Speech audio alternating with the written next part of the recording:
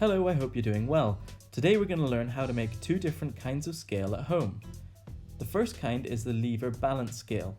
You're going to need a piece of blue tack, a pencil, a ruler, a rolling pin or something similar, and a piece of wood or a strong bit of cardboard. The rolling pin is going to be the base of your scale. That's got a special name called the fulcrum.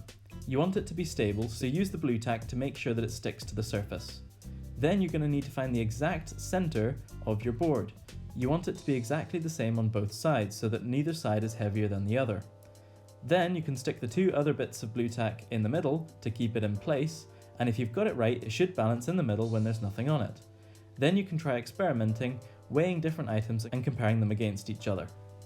As you experiment, you'll find that where you place the items really matters. If you want to compare them accurately, you have to put them the same distance apart. If you get really good, you might even be able to get two different weights to balance by moving one object closer to the fulcrum than the other.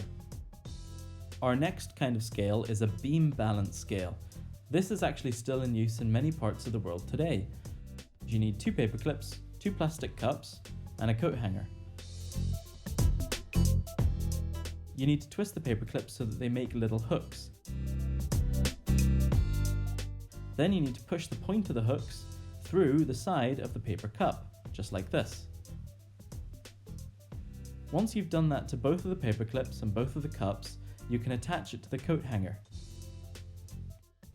Try to attach it to the end and try to attach it somewhere where they won't slide around too much. Then you need to find somewhere where the coat hanger can hang freely. Make sure it's not brushing up against the wall or the door. Then you can use the cups to measure and compare the weights of different objects.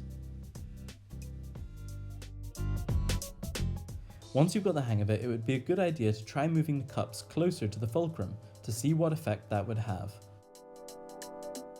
In this case, the fulcrum is the door handle because that's the main point that the objects are balancing on. I hope you enjoy making and experimenting with these scale balances. Make sure you take pictures and let me know what the results are. That's it for today. I'll catch you next time.